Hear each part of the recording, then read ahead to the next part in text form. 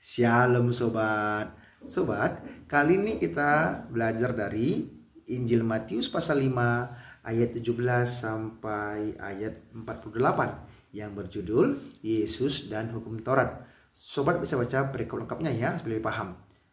Yang pertama, saya baca ayat 17. Janganlah kamu menyangka bahwa aku datang untuk meniadakan hukum Taurat atau kitab para nabi. Aku datang bukan untuk meniadakannya, melainkan untuk menggenapinya. Jadi yang jelas sobat ya, yang pertama dulu, bahwa kedatangan Tuhan Yesus Kristus dari surga ke dunia ini telah dinubuatkan oleh para nabi. Yang kedua, supaya lebih paham, mari kita buka Matius 7 ayat 12. Segala sesuatu yang kamu kehendaki supaya orang perbuat kepadamu, perbuatlah demikian juga kepada mereka. Itulah isi seluruh hukum Taurat dan kitab para nabi. Jadi kalau kita ingin dicintai, maka cintailah orang lain sobat terlebih dahulu. Kalau kita ingin disayangi, dihormati, maka hormatilah orang lain terlebih dahulu. Matius 7 ayat 12. Segala sesuatu yang kamu kehendaki supaya orang perbuat kepadamu, perbuatlah demikian juga kepada mereka. Itulah isi seluruh hukum Taurat dan kitab para nabi. Oke sobat, yang kedua ayat 22. Tetapi aku berkata kepadamu, setiap orang yang marah terhadap saudaranya harus dihukum. Siapa yang berkata kepada saudaranya kafir harus dihadapkan ke mahkamah agama. Dan siapa yang berkata jahil harus diserahkan ke dalam neraka yang menyala-nyala. Berarti apa sobat? Kita tidak boleh berkata kafir dan tidak boleh berkata jahil. Nah, jadi bagaimana kalau kita marah? Mari kita buka Efesus 4 ayat 26. Apabila kamu menjadi marah, janganlah kamu berbuat dosa. Janganlah matahari terbenam sebelum padam amarahmu. Jadi kalau kita marah kepada sama, jangan berbuat dosa, jangan memaki, jangan memukulnya, gitu sobat ya. Dan biarlah amarah itu reda, hilang sebelum matahari terbenam. Efesus 4 ayat 26. Apabila kamu menjadi marah, janganlah kamu berbuat dosa. Janganlah matahari terbenam sebelum padam amarahmu. Dan janganlah beri kesempatan kepada iblis. Efesus 4 ayat 26 dan 27. Oke sobat, selanjutnya kita baca ayat 28. Tetapi aku berkata kepadamu, setiap orang yang memandang perempuan serta menginginkannya sudah berzinah dengan dia di dalam hatinya. Nah, ayat ini terkhusus untuk para pria sobat dia yang suka memandang perempuan, yang suka berpikiran negatif, berpikiran kotor. Kita tidak boleh lagi sobat ya. Kenapa? Karena kalau kita memandang perempuan serta menginginkan negatif kepada dia, itu ternyata sudah berzinah ya sobat ya. Selanjutnya ayat 32.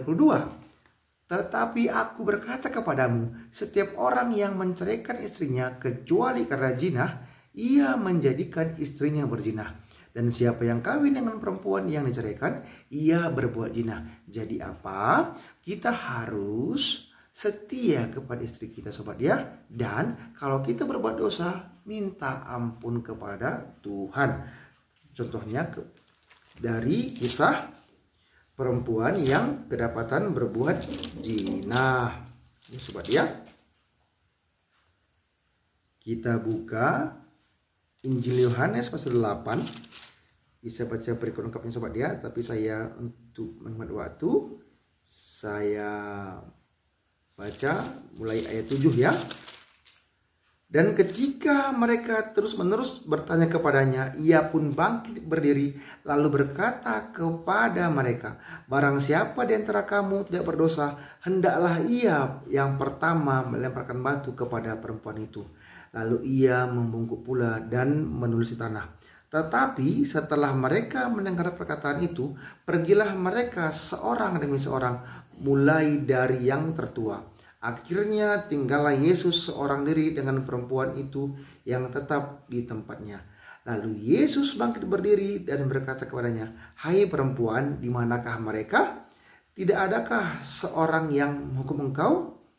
Jawabnya, "Tidak ada, Tuhan." Lalu kata Yesus, "Aku pun tidak menghukum engkau. Pergilah dan jangan berbuat dosa lagi mulai dari sekarang." Oke sobat, mari kita tidak berbuat dosa lagi. Selanjutnya saya baca ayat 34 sampai 37. "Tetapi aku berkata kepadamu, janganlah sekali-kali bersumpah, baik demi langit, karena langit adalah tahta Allah, maupun demi bumi, karena bumi adalah tumpuan kakinya, ataupun demi Yerusalem, karena Yerusalem adalah kota raja besar. Janganlah juga engkau bersumpah demi kepalamu, karena engkau tidak berkuasa memutihkan atau menghitamkan sehelai rambut pun. Jika ya, hendaklah kamu katakan ya.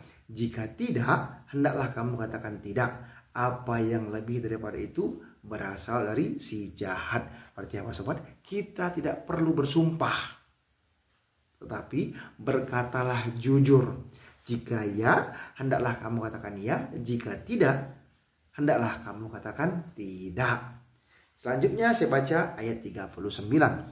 "Tetapi aku berkata kepadamu, janganlah kamu melawan orang yang berbuat jahat kepadamu, melainkan siapapun yang menampar pipi kananmu, berilah juga kepadanya pipi kirimu." Wow, luar biasa sobat ya. Inilah pengajaran Tuhan Yesus. Kita tidak boleh membalas orang lain sobat. Luar biasa sekali sobat ya. Dan saya lanjut di ayat 44. "Tetapi aku berkata kepadamu, kasihilah musuhmu dan berdoalah bagi mereka yang menganiaya kamu." Jadi apa? Kita harus mendoakan orang yang jahat kepada kita. Dalam arti lain, berarti tidak ada yang kita anggap menjadi musuh.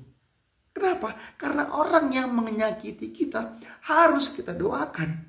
Bukan hanya sekedar memaafkan, tetapi kita harus mengasihi musuh dan berdoa bagi mereka yang menganiaya kita. Berarti apa?